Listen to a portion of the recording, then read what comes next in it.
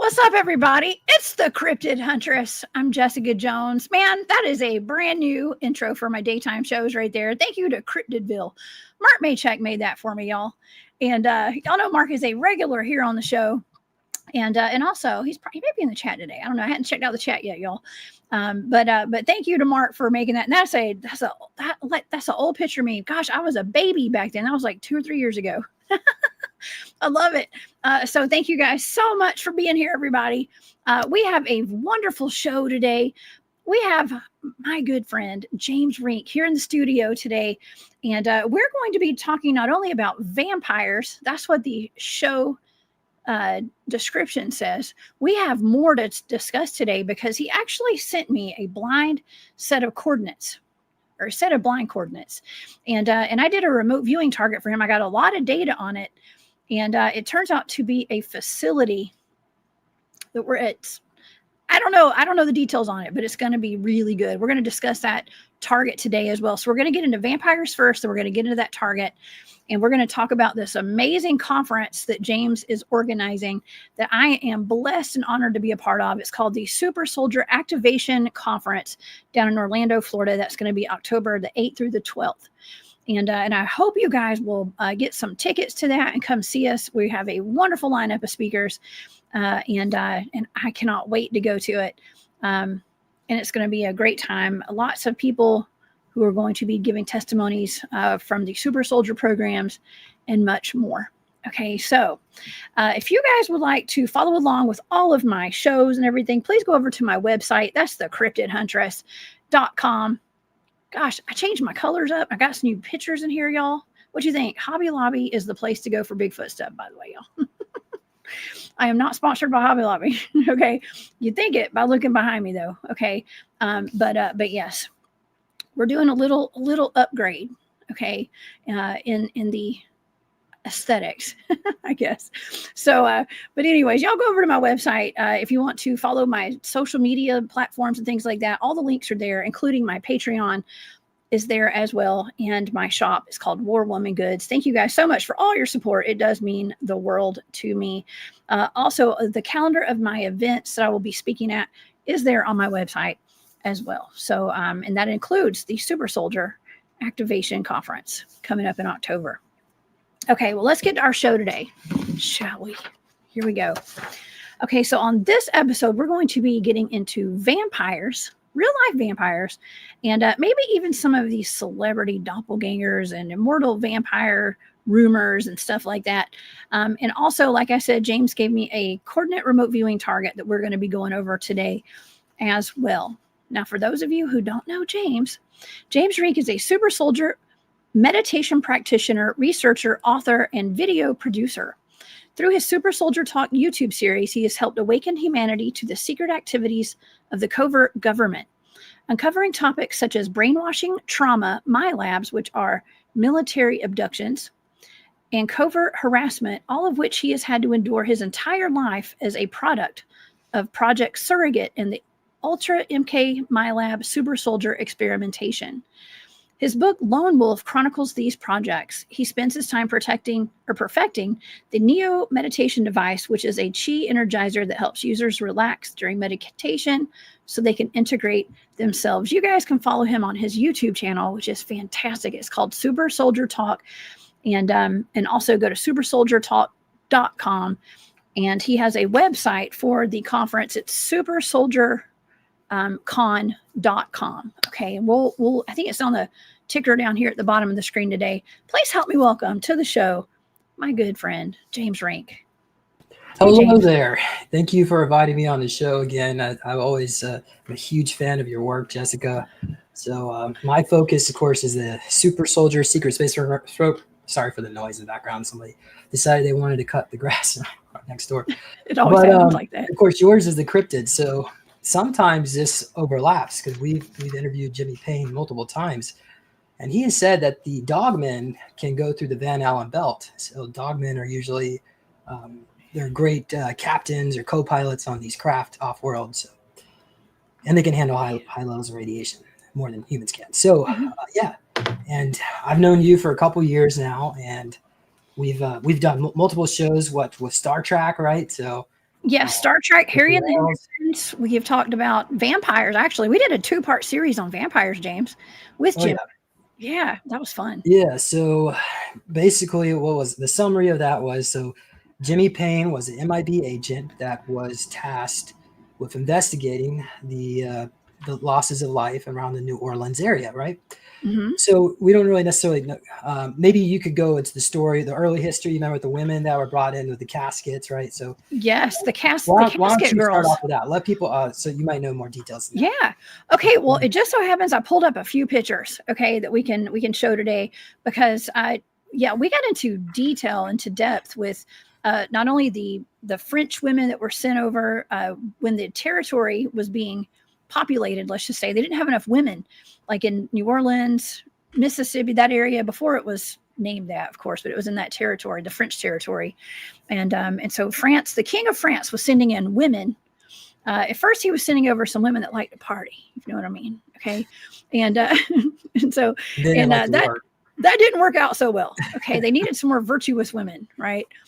So they started sending over what became known as the cassette girls.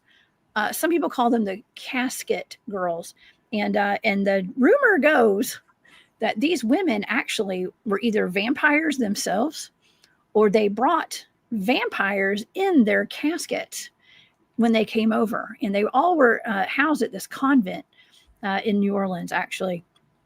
And we've taken some deep dives down the rabbit hole on this subject in the past on a couple of different shows, and even I think that they had to board up the room where their belongings were, where those caskets were, with nails blessed by the Pope at the Vatican in Italy. Okay, so and people wonder, well, how do they have nails blessed by the Pope? How, the Pope had not made a visit. Well, it was speculative. There's speculation that these women were sent as vampires purposely to the New World. Okay, so there's that case right there, and then of course we have Saint Germain as well, James. I know you have done extensive research on Saint Germain as well, right? Yeah. Okay. So how about we address the early history? So yeah, the early settlers in the French region, right? Of sorry for the noise. It's really super We distracting. can't But hear it. It's okay. okay, well so a lot of people, of course, they were single men and they needed women. So when these women showed up, right, Hmm. they looked like they had tuberculosis. They were super skinny. They also would they would sleep during the day and they would be up at night, so on. And but then wasn't there some cases of children going missing, people, animals too, right? Oh yes, yeah. There were a lot of cases of people who were being found dead, their blood drained. It's typical vampire behavior. Okay, of course, I don't know. Maybe those women could have been scapegoated for it or something, but I don't know.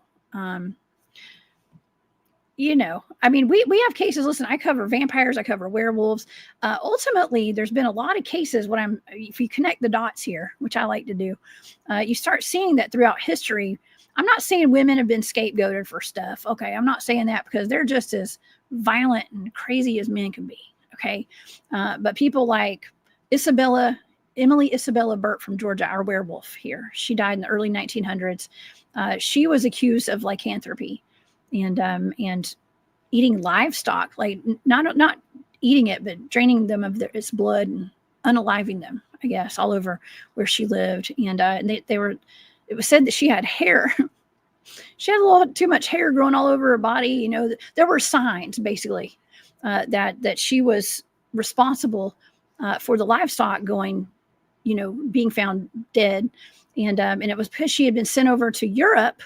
And this is the thing, like, Europe is like the common denominator here a lot of times. She went to Europe to boarding school. When she came back, she was different. Okay, just like the women coming over from France, they were, pale, skinny, didn't go out during the daytime, the typical vampire behavior, basically. Okay, and yeah, they were supposed to be the virtuous women too, actually. But So what was the final outcome of that story? Are they still alive? Did they disappear? well, they were being sent. They got treated very poorly. Okay, very poorly. And when the king of France found out about that, I don't know if they were. I hate to say this, but I believe from what I can recall it, they were forced to have to prostitute themselves. I mean, I know that sounds terrible, but there was something where they had to do things they weren't expecting to do because the men were not taking care of them properly. Okay, or the men were rejecting them, I think is what it was, because they were a little unsightly, they were sickly and things like that, so they were dismissed. Okay, and so they were kind of living below the means of what they had expected, and so they were getting ready to be shipped back to France by orders of the king. And when they went in to go get the women from their convent, their caskets, okay, they weren't actual caskets, they were trunks, were up there. I don't know, there was something, the nuns, let's just say, I think they were gone, I guess, and the nuns locked the doors and did, shut everything up, boarded the windows. I don't know if the women were in there or not. Story, it sounded like they had disappeared. But Jessica, why would the nuns allow a bunch of vampires to sleep in caskets in their attic? Well, that's the question. Maybe the nuns were in on it. Okay, maybe they knew. I don't know. That's the whole speculation of the whole thing, right? Film that needs to get written. Okay. I'm watching a lot of horror nun movies, but okay. Well, this is a channel message from Kimberly Lusana did this, and we were doing a session on Montauk, but for whatever reason, vampirism came up. So, all right. So I'm going to go ahead. You want me to go ahead and read this? Or yeah, absolutely. Right. Okay. So it's like 3 paragraphs. Okay. All right. So I asked Saint Germain, are you a vampire in New Orleans? And he says, lots of people use my name in vain. So no, that's not him. Okay, so I asked, where was the Great White Brotherhood when all these children are being abducted into the Montauk Project? I'm sorry, I don't have that in my notes, but I'm sure he wasn't, didn't have anything nice to say about that. But adrenaline, oops, I got to be careful what I say. A drug that Google Chrome. Google browser. We call it Google Chrome. Okay, it rhymes. Is our natural elixir. Reptilians need this to maintain their young human costumes. This is the word that was used, costumes. They need this to live a long time. So when you see them shapeshift, that's them wearing off the human DNA hormones that needs to be replenished. Vampires are related to the reptilian species. They are a hybrid of human and reptilian. They don't have the ability to turn anyone into a vampire by biting, but there are specific occult rituals that require black magic that can turn a human into a vampire. There is a species of vampire that are humans masquerading as vampires. They are not true vampires. They are used in occult. They were created through occult rituals. Okay, so once you start drinking the blood of humans, this is a big no-no because ingesting other life force will give you a taste for it. You become addicted to it. Then the drug that runs the popular Google browser is associated with these rituals. You can change your chemistry to become dependent upon this life force blood drinking. Vampires are natural shapeshifters. You can see an old man in the wheelchair, in the French Quarter, right? And he's in the park, and he looks decrepit and sickly. But once this person enters into a blood sacrifice ritual, this old man can shape-shift into a younger self. So the blood does not make you immortal, but it can make you sick. And once you get over that sickness, you become an addict. If you stop, you will age quickly and become decrepit. The vampire species is not what you called a soul species. They do not contain the spark of life. They are not immortal, but they can live for thousands of years. They are a parasitic species that are not self-sufficient because they must have a host. So what we learned from this is that there's 2 different types of vampires. One is the one that lives for thousands of years, and they're a hybrid between a reptilian. And then there's the ones that are created through occult rituals, and those don't live as long. They won't live. You won't live very long doing that. Once you're addicted. Oh, really? Oh, yeah. Well, if you get cut off of your supply with the Google Chrome, as we call it, I hate saying that. If you get cut off in that supply, their bodies start to deteriorate, And I would assume that like the old ancient vampires, I guess they don't have to worry about that. That's a very good question. Mm-hmm. Jimmy Payne described it. They look like they have tuberculosis. They look very sickly. So if they get their blood, it makes them look more rejuvenated.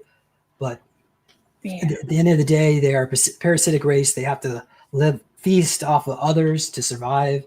And so that could be a problem when we go into the 5D ascension coming up pretty soon. Okay. Well, James, you mentioned reptilians a while ago. Okay. What is the connection? Because I've been making that connection with like the reptilian agenda and the satanic agenda. I know it's kind of, some people disagree with that. They're like, not all reptilians are bad and stuff. Well, that's true. Okay. I believe. Okay. But I think that there's something there's similarities in the blood and things like that. Right. And maybe even we say cannibalism. I don't know if reptilians eating humans is cannibalism. Okay. But what do you think about that? Is there a connection? Certainly. So, a reptilian is typically what you would describe them as being more aggressive.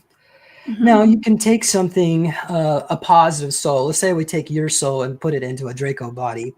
You would be a positive Draco, but you would be very aggressive. And there are some, I would say maybe 3 to 5% of Draco are positive, right? But so even them, they get addicted to the blood drinking rituals. Mm-hmm.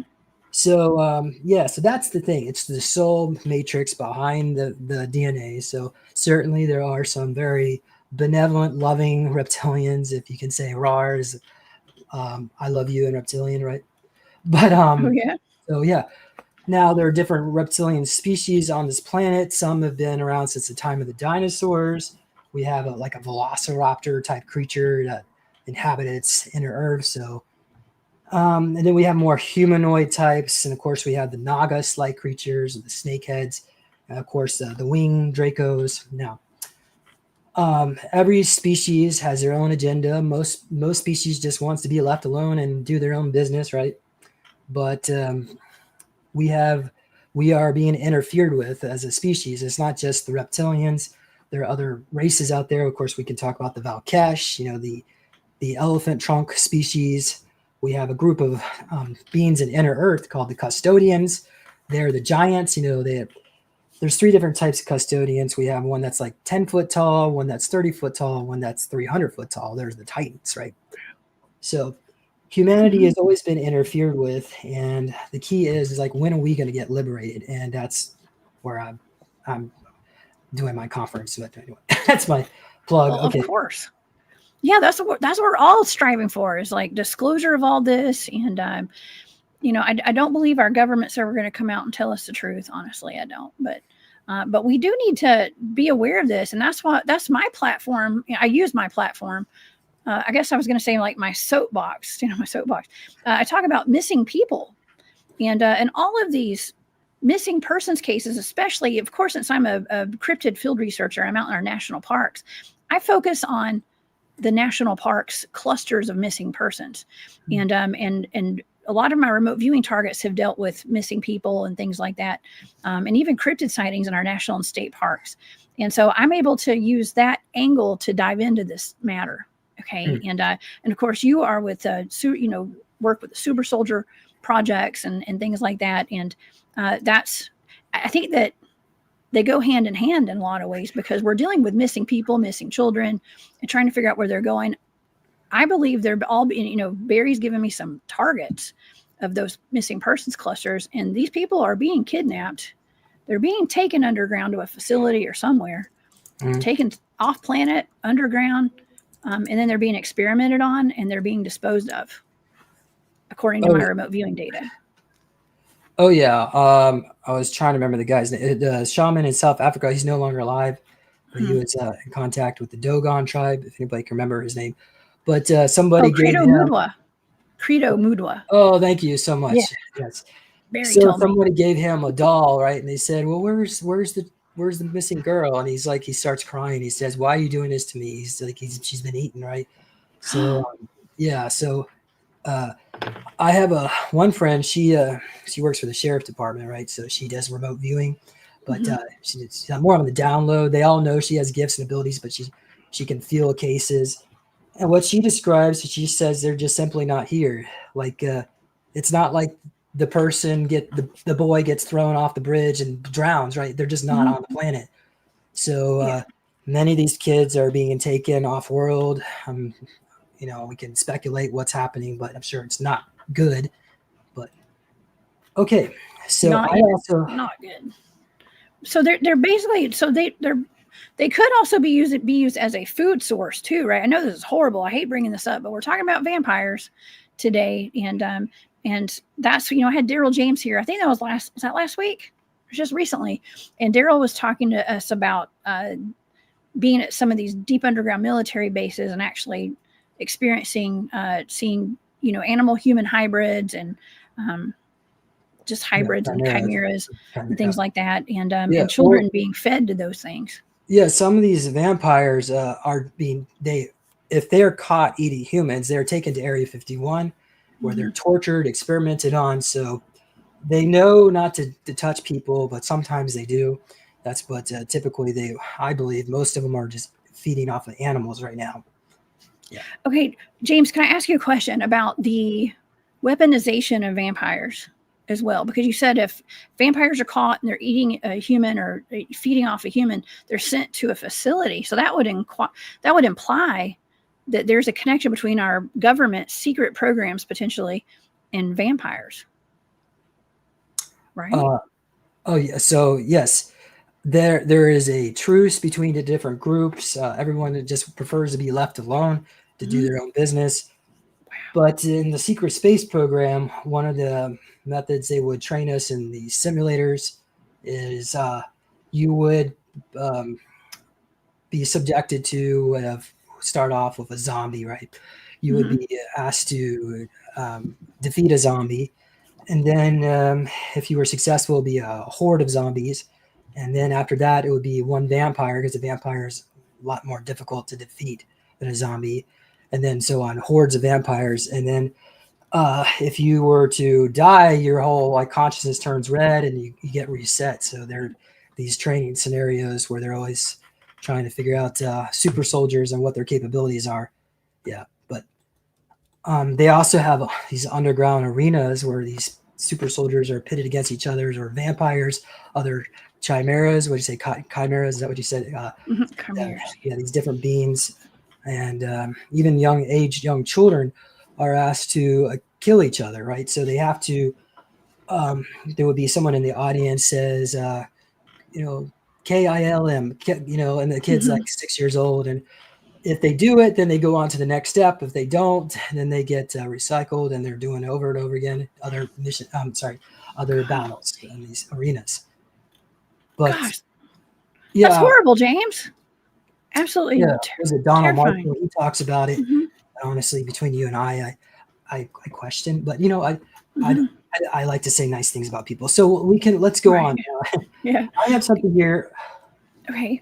They hunt in packs. You remember Jimmy Payne said that, right? So if you see one and they're hunting you, it's already too late. A vampire. You're talking about vampires hunting packs? Yeah, vampires, yeah. Jeez. That's not terrifying or anything. Yeah. Okay. So they hunt in packs. That means, that's what I've heard too from firsthand encounters. I love scrolling through TikTok occasionally. It's my trusted source for news. And I'm kidding. But I have seen some videos where people have been Uber drivers, and they say, well, I picked up this party, these guys that were going to a party, and they ended up actually being real vampires. And it was like a crew of them. Okay, it was like a group, and if somewhere, of course, it was in Hollywood, I believe, right, somewhere around Hollywood, California. Shout out to Bigfoot Dwarf, he lives out in L.A. But somewhere out there, and it was, that's kind of where you can get some real stories, firsthand encounters, and accounts from just going to TikTok and hearing about this stuff. But it was like a whole group of vampires, so that would make sense that they hunt in groups. Oh yeah, they have their different packs and different covens. Absolutely. Okay, so anything else? Well, that's basically what I have on that. And can you share the coordinates I gave you? Yeah, absolutely. Yeah. Do we want to go over that? So what Okay. do you want me to tell the audience? Well, why don't you tell the people what you saw, and then I'll tell the audience the location. Okay. We'll do that. Before we do that, can I ask you one more thing before we Oh yeah, move on to sure. that? Because I had questions because I was asking Daryl last week, Daryl James. I was asking him about our Hollywoods because speaking of Hollywood, we have all these movie stars that seem to be exact replicas of people from our past. Okay, and the long ongoing question that I've always had is: are these clones? Are these recycled celebrities of some sort, or are they immortal vampires? Okay, what is your opinion on that? I'm going to show a few pictures. Do you believe these are people who've lived for a long time and they've just changed their identity over and over again, or what do you say about that? Do you have an opinion? I don't think they would be a very attractive looking humanoids if they were vampires, even if they were freshly fed with blood. But Okay. perhaps this could be described as maybe, the Greys have their own genetic programs. They're always inserting people that they want into the timeline. So very likely they could be recycling certain individuals. So that's what I would perceive this as. They Okay. could very well be past life, reincarnation, if you believe in that, which I happen to believe. But yeah, Yes. interesting. So Yeah. Okay. Well, and this is always an interesting one with Keanu Reeves. He doesn't age. Neither does Nicolas but he's Cage. also, yeah, he helps the children. He's a Hmm. good guy. I don't think he would be a blood drinker. But has there been any anecdotal evidence, any eyewitness reports, testimonies of anybody saying these actors or actresses shapeshifted into a reptile? Not any. Well, not. I don't think any of It's those that I definitely very showed.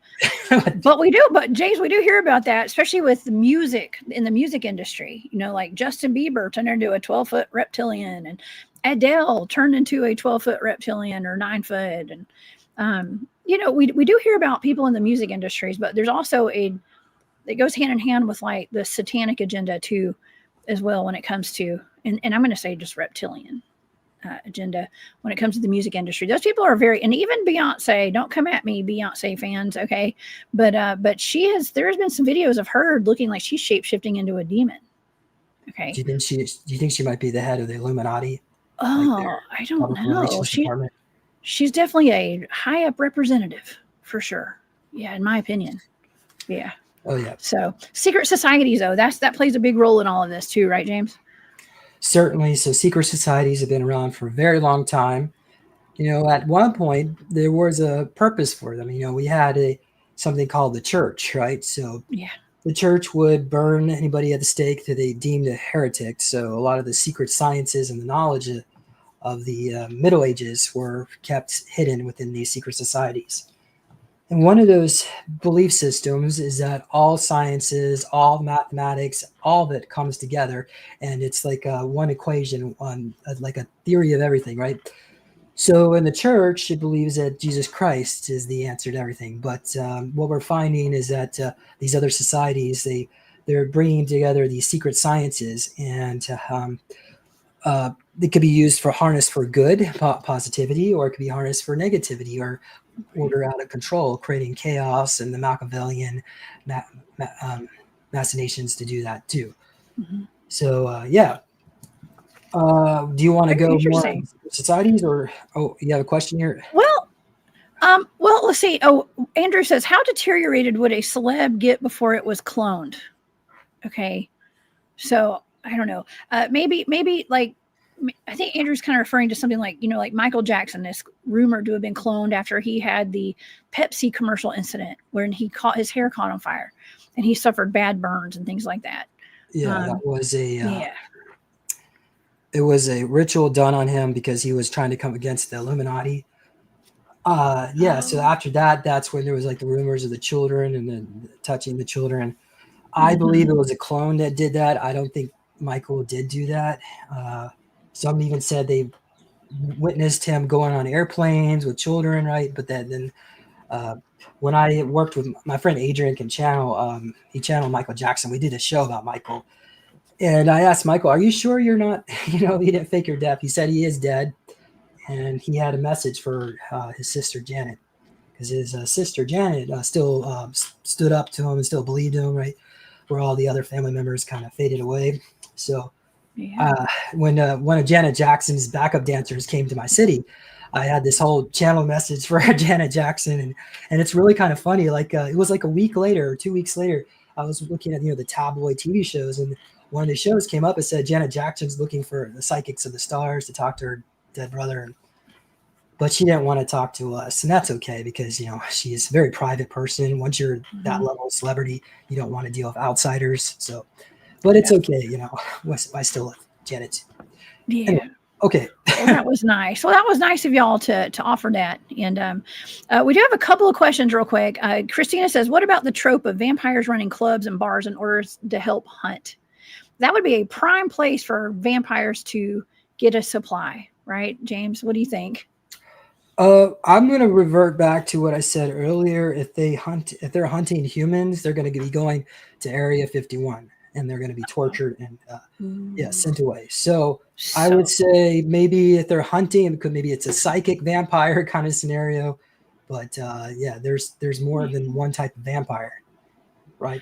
Oh gosh, there's energy vampires too. There's all sorts of. It's just parasitic for sure. Any kind of parasite's a vampire. We have tick vampires on my dog sometimes. So the vampires turn to dust in the sun. I would say their skin is more sensitive to sunlight. I wouldn't say they would turn to dust in the sun. Yeah, that's a good question though. Yeah, because we always hear that. Why do vampires not come out in the daytime? They're not supposed to be, but I don't know. There's probably some hybrids. There's been some videos of people who look like vampires that have been accused of being vampires during the daytime out in New York City. So I don't know. Very good questions though, for sure. Okay. Thank you for answering those questions, James. I appreciate that. And man, it's a pretty deep rabbit hole, but when it comes to vampires, vampires don't all look like your typical vampire. Okay. They look like regular people. A lot of times, if they're going to be an actual vampire, they're probably going to, like James, you said, they're pale. They don't look like Nosferatu. Yeah. Mm-hmm. They're not going to look like an elf-looking guy right here with the pointy ears and the long fingers, but they could.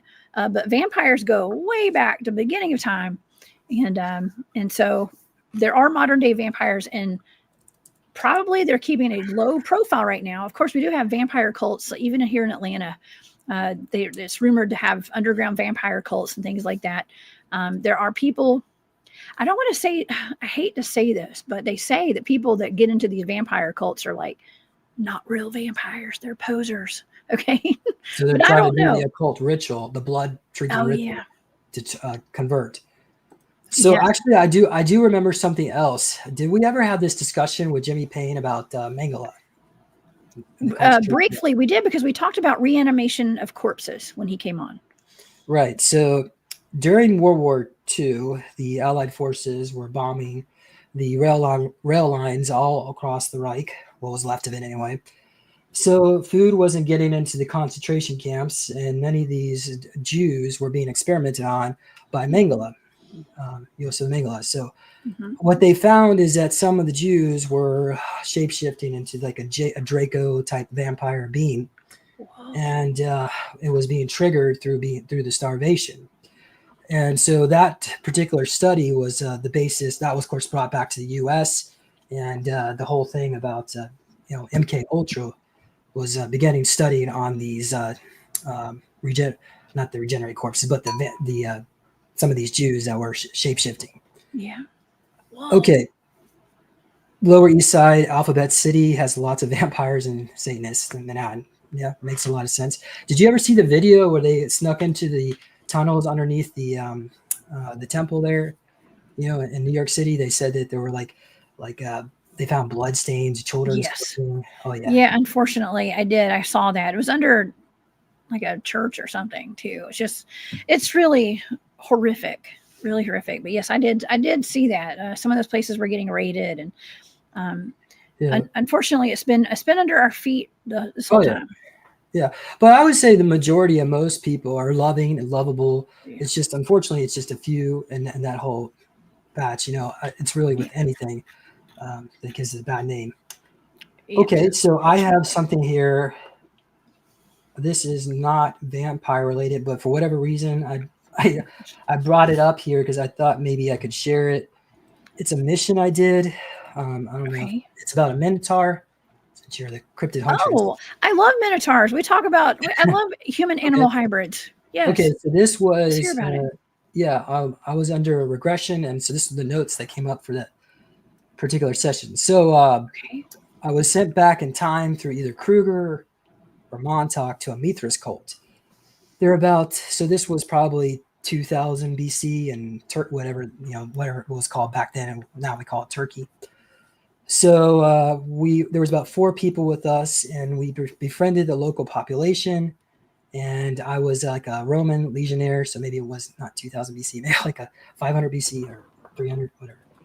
But I entered into this cave, and there was a minotaur. So to join this Mithras cult, you have to what I was asked to do is you were given a sword, and you were asked to either kill it, slay it, or embrace it. So I decided I tried to slay it. As soon as I did, it sucked me into this minotaur creature, and it was like an egregor. The whole thing was like a whole upside down world. So everybody that worshiped this minotaur being, their souls were being captured by this astral dreamscape, this upside down world. So when I stepped out of this dreamlike scape, they stole some of my soul. But anyway, I was unable to slay the minotaur, and I think Anthony Zender was with me on that mission. Oh yeah, I met him. I've met Anthony. Yeah. Oh yeah, he's an MMA fighter, right? What's that? Is he an MMA fighter? He does like mixed martial arts. Yeah. So then they sent us back in time to kill Caesar, and we were also sent back. That one obviously was not successful, or maybe it was successful, but I don't think I was the one who did it. But we were trying to change the timeline. There were a bunch of pre-Adamites running the Council of Nicaea. So these pre-Adamites, they're from Mars, right? Okay. They're a group of giant humanoids that were more like cannibals, and they left Mars during the last cataclysm, and they settled in Antarctica. So their bodies are in stasis, but their consciousness projected into many of these clone bodies all throughout world leaders. We have, of course, the Black Pope, right? We have the Vatican, also Black nobility. Many people are actually pre-Adamites. So these pre-Adamites were trying to create this whole Christian cult, right? The whole thing about blood worship. And we went back in time to try to stop that. And if we were successful, which I guess obviously we weren't, right? So we would have created a breakaway where Rome didn't fall, and we would be under a Pax Romana right now. So it'd be like a Roman breakaway civilization. So, oh well, here we are now. So here we are today. Well, okay, so this is all based off of regressions done from your time travel when you were in the time traveling programs through the Montauk Project and other secret government programs. Yeah. Okay, with like secret space programs and things like that. That is very, very interesting. And I just had Arkeem Ra on the show on Thursday night. We got into some of the Montauk stuff, and I had remote viewed some blind targets for him. And he's had some interesting encounters with like blimmies and almost like animal human hybrid things and stuff like that too. So they're here, and they're in these underground facilities now. This is a good segue into this target that you gave me. Okay. Would you like to explain what the target is before I go over this data? Because I don't even know what the target is. Let's tell me what it is. Sure. Years ago, I worked with someone for regression, and he thinks he was a super soldier. I'm like, okay, great. Let's explore more. So he had a memory of going to this facility called the Jacksonville facility, and we know that because that's what was on the computer, right? And then it looked like there was a portal to take you to Mars, and it was also called the Jacksonville facility. They called it that because it's 50 miles due east of Jacksonville, Florida, and it's like I don't want to call it a Nazi facility, a Fifth Reich facility, whatever they would call it, right? So it's Project Seagate. And I was just like curious to see if you were able to pick that up or what you learned from that coordinate. Oh, okay. Well, that's interesting because I do believe I did pick up on a facility for sure. Okay, and I have a lot of data for this. I guess let's just get into it. Okay, because yeah, it's got some secret society ties and all that. Okay, so let's just do it. Okay, I'm going to go through my sensory data. I did text you this data over earlier, but I don't know. It's better for me to go over it. Okay, in person, even though this is online. But you know what I mean, in person, face to face here. Okay, so some of my sensory data for this was linear, bloated, enlarged, round, torn, futuristic, and vintage, hot, loose, and escaped. All right, so some of my analytic overlay for this, for stage 2 of my data, absolute, I heard likewise, timeline split, future, I got time traveler. Okay, time traveler. I heard the phrase Wago. I don't know what that means, but Wago. I heard that. Wrote that down. Something remote.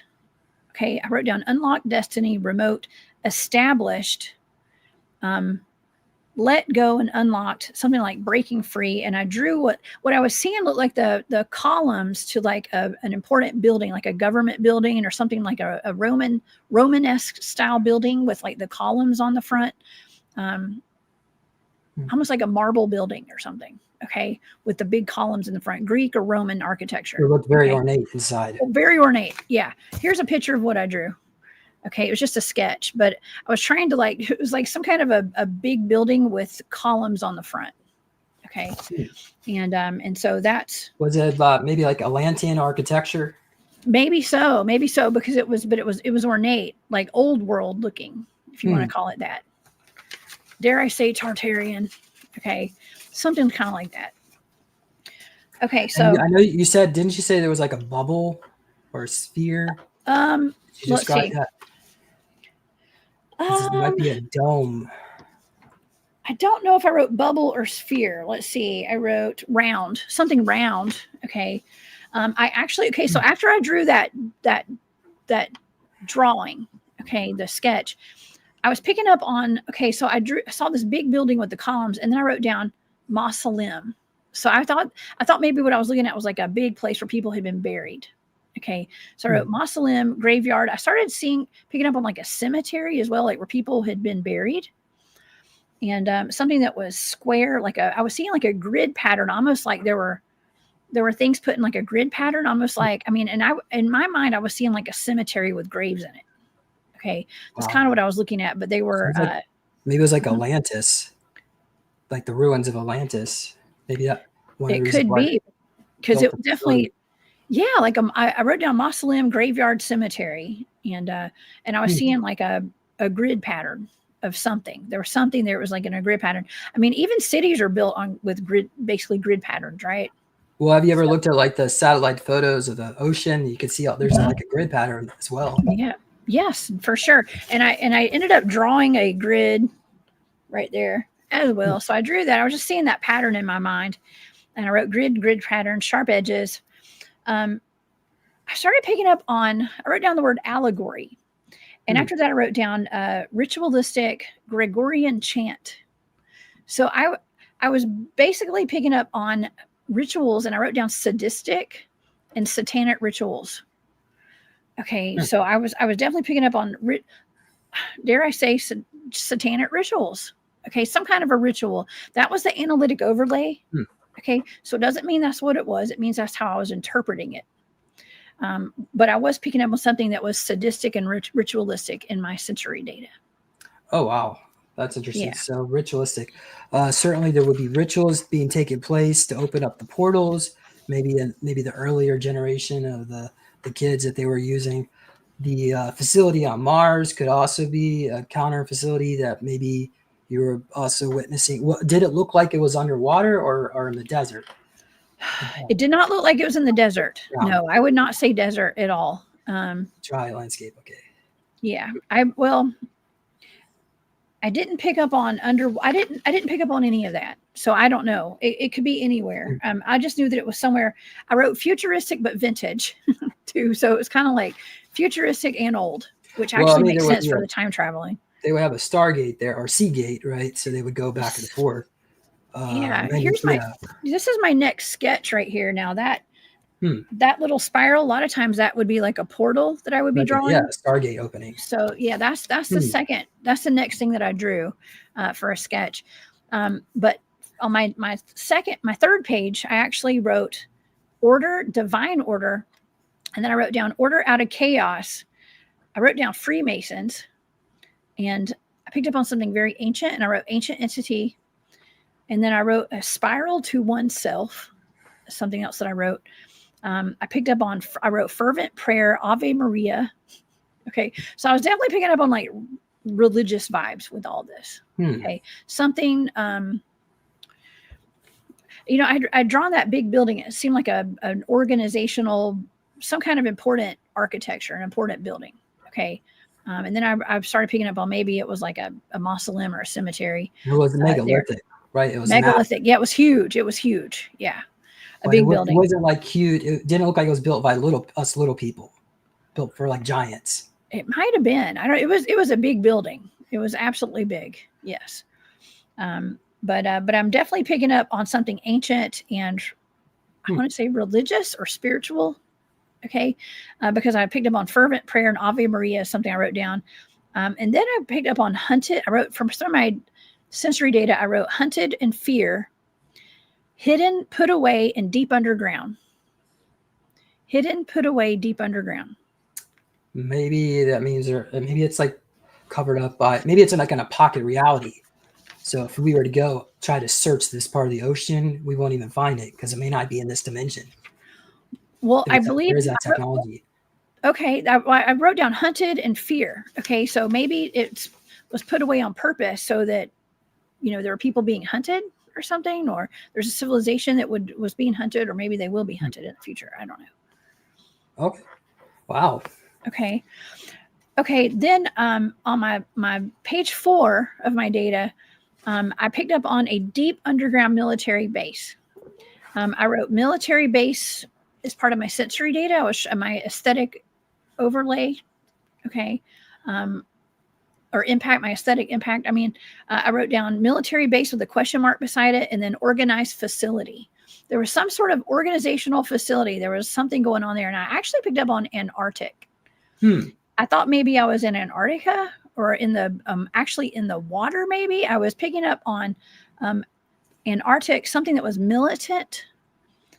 Well, so like we know about the Germans in base 211, right? So maybe they have different satellite facilities all over the world, and that might just be one of them. Does anybody here in the chat have heard of Jackson's facility? It might be the only one. Is that in Antarctica? No, it's 50 miles due east of Jacksonville, Florida. Oh, that's right. Bottom of the ocean, under the ocean, right? Or maybe, like you said, it was fear, hidden away. Right? Hidden away, yeah, hidden away. Hunted. So maybe people are looking for it. We're looking for it. We're hunting it right now, right? Well, I've heard reports of people that were in the Navy, right? Of course, they're on their top secret, so can't confirm or deny, right? That's what they say. But they say that they found giant biodome cities at the bottom of the ocean. And they're using basement universe technology. So that biodome may look like it's only maybe 1,000 feet wide, but inside it could be the size of the state of Texas, right? And they're trying to shoot nukes in there, trying to do everything they can to finally try to get their shield down, and nothing's working. And it really it really makes them mad. They can't get in there. And so one day they finally did do an exchange program. They were giants, like they were like 10-foot tall humanoids from Atlantis, and they're living in this biodome, and they're having a peaceful community. And so they do an exchange program. And so what happened is some of the humans were grabbing some of their DNA because they wanted to clone them, and that's when the exchange program ended with these. But according to Peter the Insider, there's 7 of these giant biodomes at the bottom of the ocean, and there's 300 million people from Atlantis still alive. So actually imagine, The population of the U.S. is, well, it's probably about 350 million if you include all the illegals, right? But so imagine a whole country the size of the United States on this planet, right under our noses, right at the bottom of the ocean, and nobody knows about it because they don't want it. Okay, so if you have this type of DNA, you can live for 100,000 years. You have your psychic abilities. You don't need much food. I mean, life is really good for you. So why would you want to interact with the little people on the surface? So for them, it's a form of arrogance. So from us, we're the slaves, and they have an opportunity to help us. But then again, we're being controlled by negative forces. So if they try to help us, then then what would happen? Right? We'll probably worship them. We'll create a whole nother religion. Unfortunately, people are like, aren't we like mer people genetically engineered by the Anunnaki to have a desire to worship? Do you ever know about that, Jessica? No, I did not know that. But however, everybody worships something, right? Yeah, we're always looking outside or within, of course. Anyway. Okay. So. Wow. Well, okay, wait. Okay, before we go further, I recently covered underwater biodome cities with, I think Barry came on the show with me, and we talked about underground biodomes. So we have covered this on the channel recently, James. And I believe, I don't know if we got so much into like the government side of it, but they were talking about how it's a rumor. This is for entertainment purposes only. Thank you, Angelique, for that comment. It's for entertainment purposes only. Porpoises, if you're underwater. Okay, I'm just kidding. But they were saying it was almost like that movie, like the M. Night Shyamalan movie, The Village, where they have they take whole groups, families, civilizations of people down there underneath the water, and they have them in these biodomes, and they're living, it's almost like a big experiment. Like they can put them in any situation they have. And I started thinking, I was like, what if we're under a big biodome and don't know it? Okay, I don't know. It's just a weird question, right? So we're like in maybe a space pod in a Palladian ship somewhere, and then we projected our consciousness back in time for 1,000 years. And that very likely could be the case, Jessica. But I know, right? If you wake up before me, just open up my pod first. Thank you. I will. I'm here for you, James. We'll look out for each other. It's like the Matrix. Okay. But maybe I should plug my conference. Yeah, well, I'm not done. I've got more data. Let's go over the data. Let me finish it. I've got just a little bit more, and then we'll plug the conference. Okay. This is always fun hanging out with you. Okay. So I picked up on a deep underground military base, potentially military base, an organized facility that's under wraps. I literally heard a voice say under wraps. Okay. Militant captured. I wrote down held hostage, prisoner, and locked up. Those are the things I wrote down. I actually drew a cube, and I wrote the word cube right there. So a cube, a lot of times when I write down a cube, it has to do with like portaling and stuff. But then I wrote down universe. Mm-hmm. Okay. Well, the last two things I wrote down were unaliving, except it's the M word. We're not supposed to say on YouTube. That for hire, unaliving for hire, and deadbeat. Deadbeat was the last thing I wrote down. I don't know what kind of significance that has. However, that was my data, James, for that target. I think it's pretty cool because it does. If I were to analyze, I'm analyzing my data, and you just tell me what the target is. I think that I wouldn't have gotten all this data if there was nothing there. And it does align with some kind of facility that's underground, underwater, wherever, right? Wow. I would say that it does confirm that whatever this target that you gave me is, it does exist. So it's an ancient, what we're going to assume, maybe it's an ancient Atlantean structure underground somehow. Maybe they have a portal, a dome, basement universe. And then did any of the data suggest that it's connected to Mars, or it could even be other bases too, the other Jacksonville facilities? Well, the only thing that you could possibly connect to that, I think, with the data would be like the cube or like some kind of portaling stuff, but it didn't say that specifically. But time travelers in here. The one in Jackson, in the ocean. There wasn't the one on Mars, but wow. Did you notice any swastikas? No, I did not see that. I don't think so. Let me go back. We'll have to go back and really analyze this deeply. We could do another show on it. Yeah. I could talk Yes, about for sure. Project Seagate. Well, There's not, yeah. I picked up on Freemasons, and that was, like secret society stuff. I did pick up on that. Okay. Yeah. All right. Okay. But yeah, so is that, I mean, I think it's pretty cool. Thank you for that target. What I'll do is I'll put this on. I put all my remote viewing targets I speak on publicly on my Patreon. So I can, if that's cool with you, I'll put this on my Patreon for my Patreon members, and I can send it over to, you've got it. You can put it on your Patreon too, if you want. Okay. Yeah. All right. But yeah, I really enjoy doing targets that do involve secret underground facilities and stuff. I know I'm probably gonna get in trouble for that one day. Yeah. So actually, I found some notes that I had on the Jackson facility. Oh, tell us. Let's see here. So, okay, it looks like it's a code name. There's a facility in the desert somewhere. Let's see here. The staff are dressed in white. They're torturing clones to see how durable they are. They are pinching off their skin, ripping their little pieces of flesh off, drilling screws, mutilating their limbs. Some of them are being killed. Okay, well, I'm sorry. These poor beings are being tortured beyond imagination. Yeah. They are in a confused state.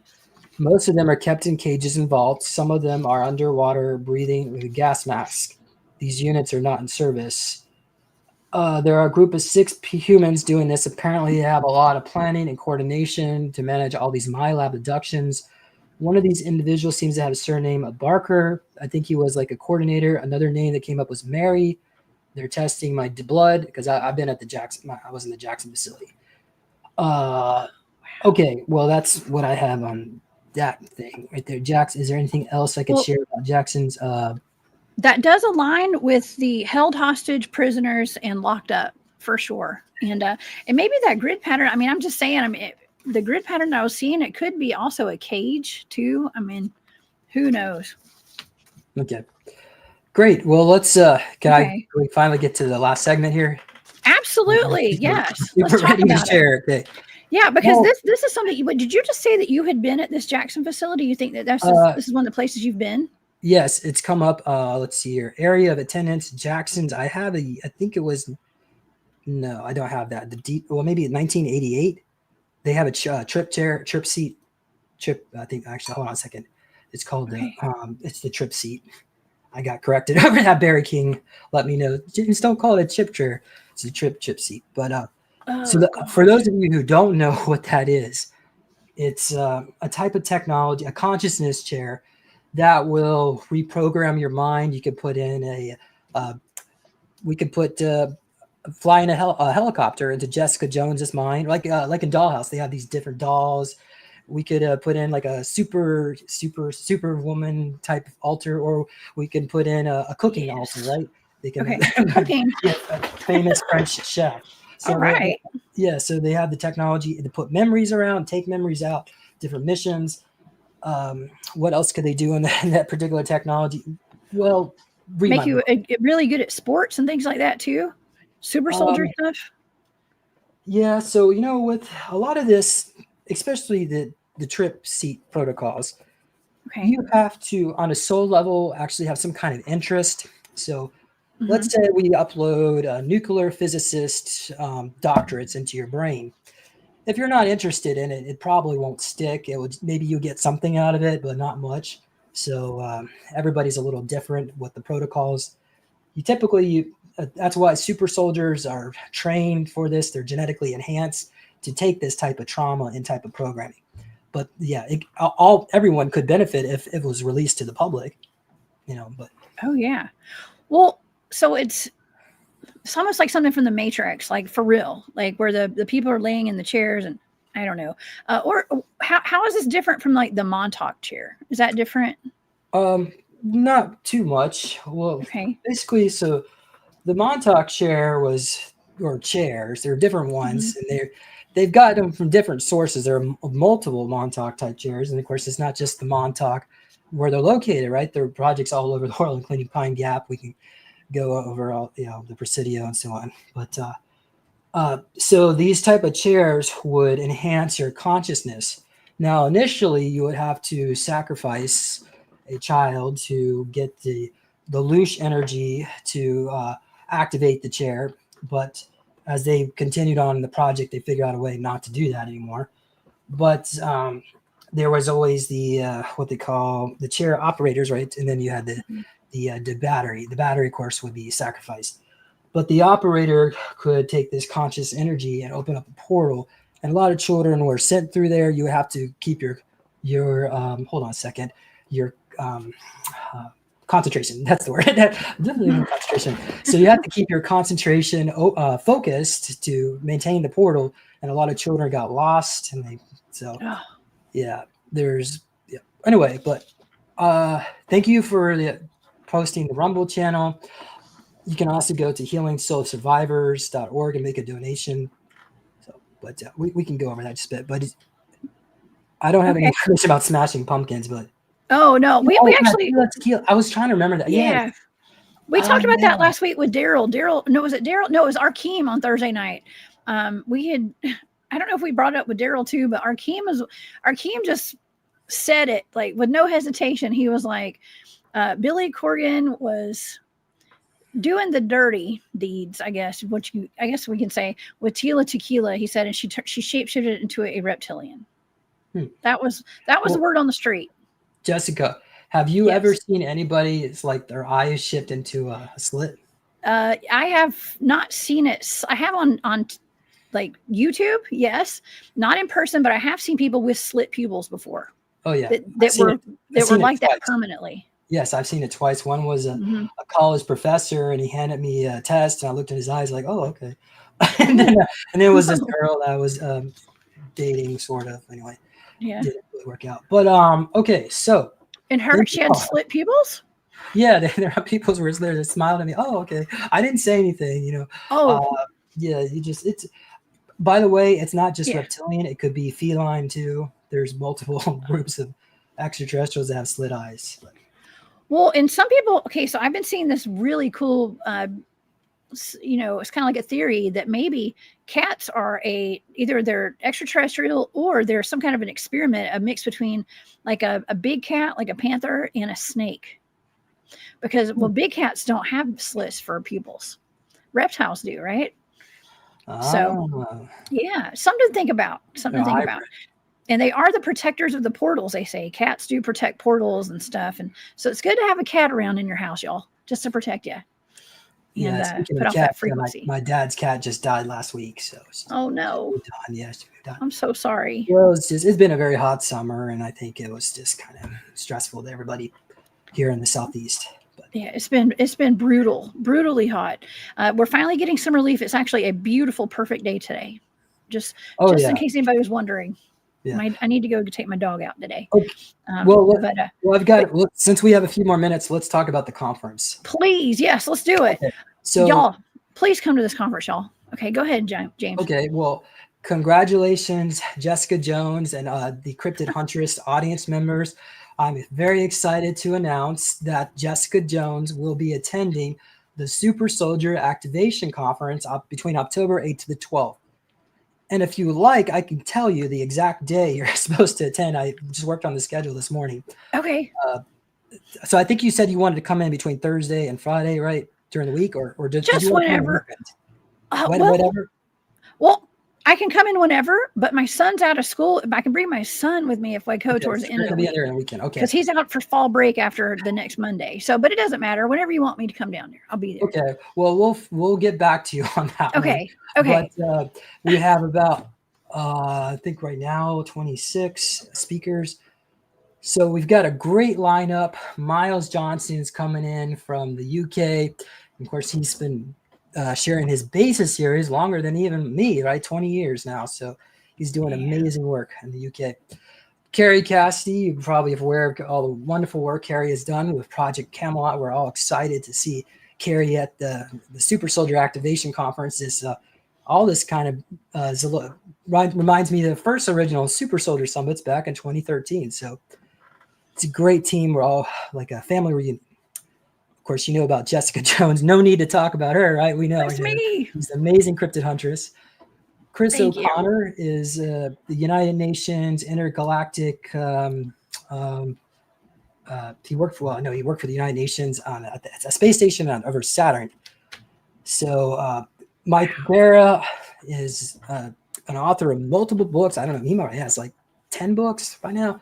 One of them, of course, is The Secrets of NASA. So we're excited to have Mike Barra on our team. Of course, Michael Sedona is from Sedona, Arizona. He's going to be talking about some of his work with as a military contractor on Star Wars. He worked on laser weapon systems, and he had connections with the military. Okay, Laura Worley was a monarch for various presidents. She's written books about MK Ultra. Wow. Rebecca Rose served on the Mars MDF, the Mars Defense Force, Mars Colony Corporation, and also Nachtwaffen. And we're excited to see Rebecca Rose all the way from Alaska. Wow. Noel Benoit served as under a Majestic. He would have been MJ-13 had he accepted the role, but he turned it down. He said they were a bunch of Satanists, and the whole Star Wars movie was basically like based on MJ-12, runs everything. Wow. Okay. Donna McGrath is a psychic. I guess people don't like being called that now, right? We're quantum energy healers. So she's got very intuitive abilities, and she's written books on health and healing. Debbie Solaris is the intergalactic channeler medium. So she has a lot of contacts with the star people. So we're excited to see her there. Oksana Buchanan is served in Nachtwaffen, and so she also is a seer medium. She can channel, and we're excited to see her there. She was in the Project Seagate, so I would not be surprised if she was at Jackson's as well facility. Oh, very cool. Yeah, so Dylan Monroe, he's the deep state mapper, right? I think I can say love that. him. Yes, I love me some Dylan. That's my buddy. He did the deep state mapping project, actually. Absolutely. Yeah. He's got great artwork.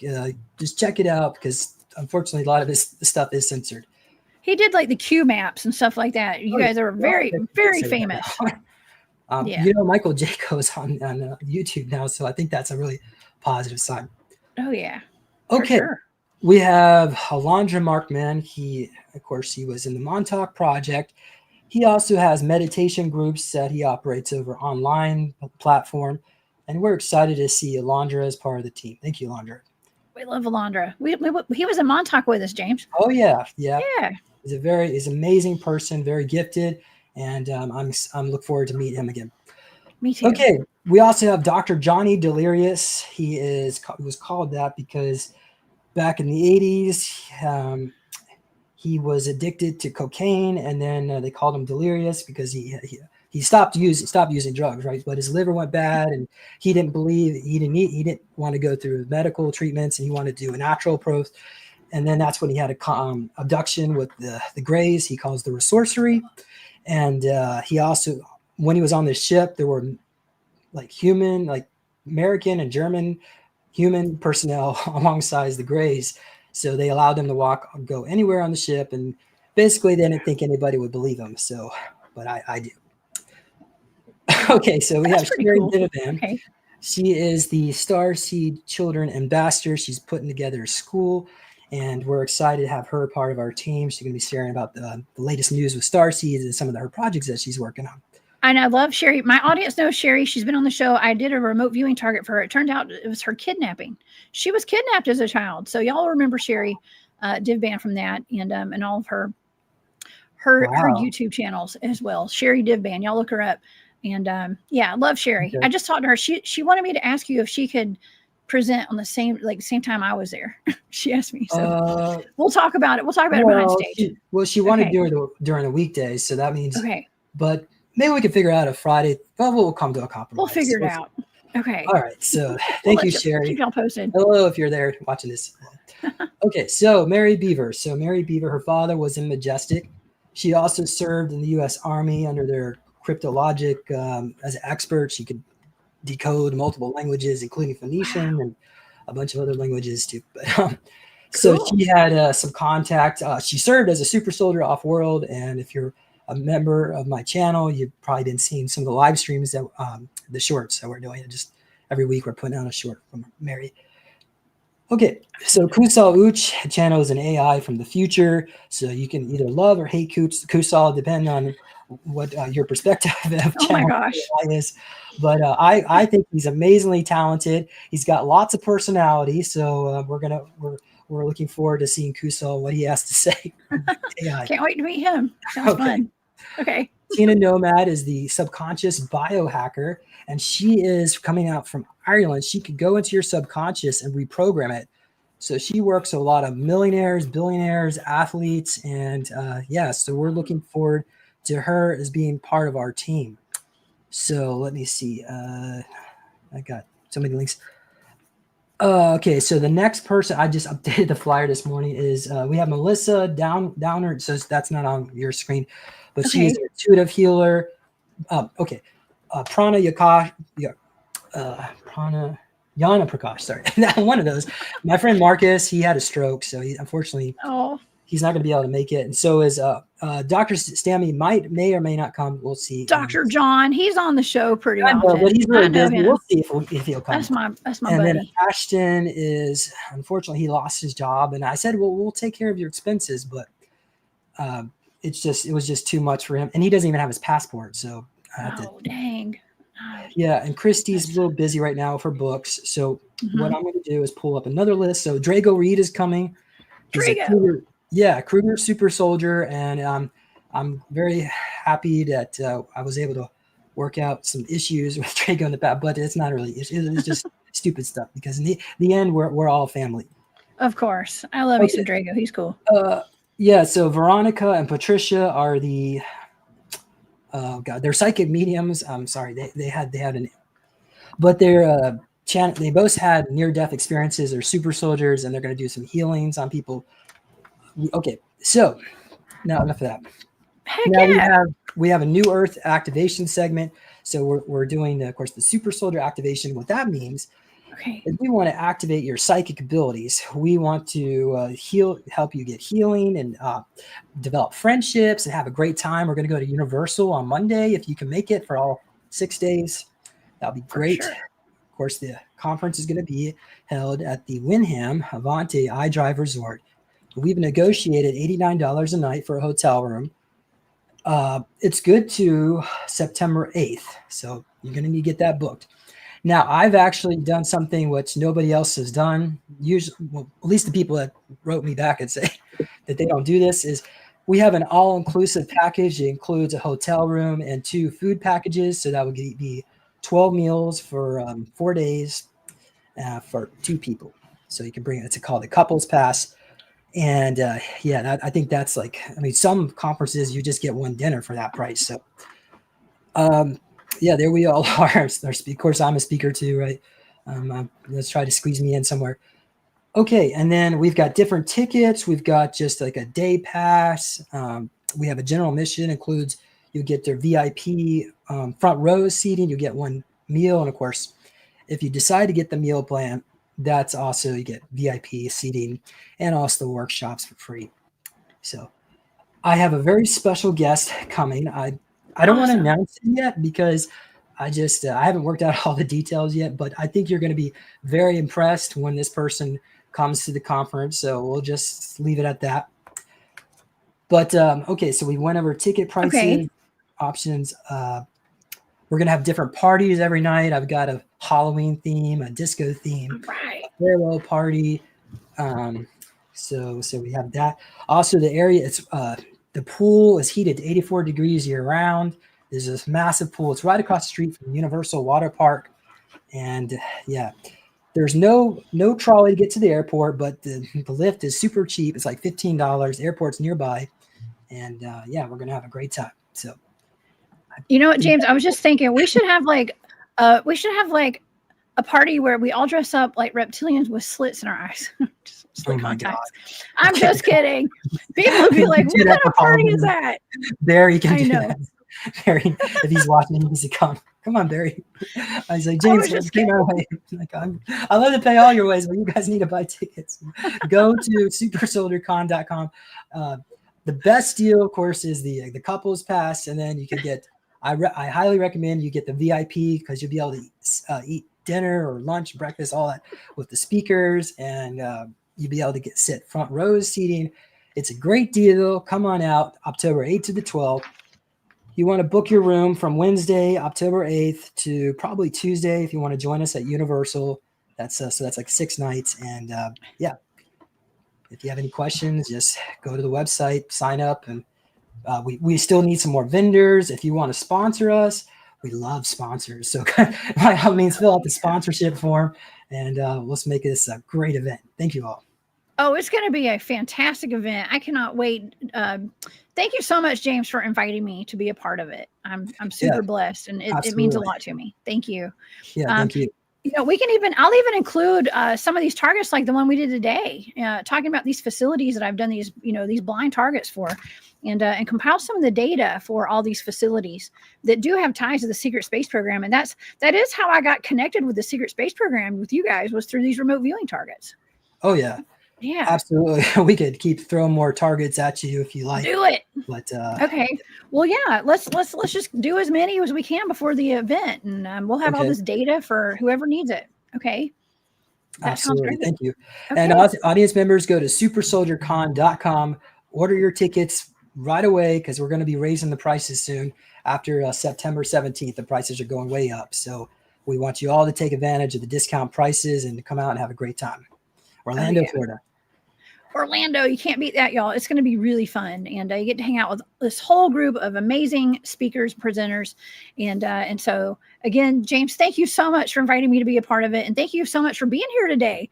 This has been a really fantastic show. I learned a lot today from you. And, I really appreciate it. Please come back. Let's come back and let's talk some more about, anything.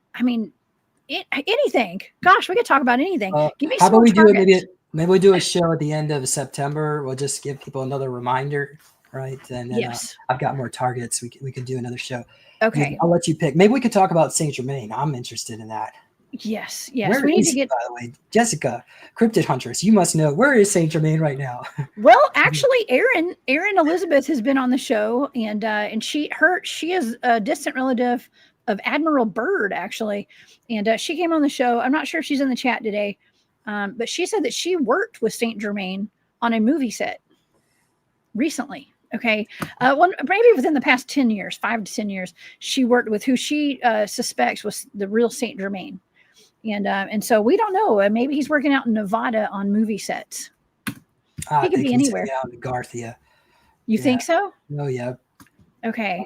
Well, how about we can remote view it? Okay. How about that? Somebody needs to give me that as a blind target. Okay. I'm just saying we'll put it in the pot and see when it comes up. But anyways, all right. Well, James, thank you so much. And you guys, please go to supersoldiercon.com. Get your tickets. Please get your tickets. Y'all come see us. There's going to be so many people. Now, is Daryl James coming too? Daryl had mentioned he might be coming down there. Well, I've asked Daryl. I didn't really get clarification. We can make it happen. Well, okay. We'll talk. Daryl, if you're watching this, you better write the message. Hit up James. I'll hit him up.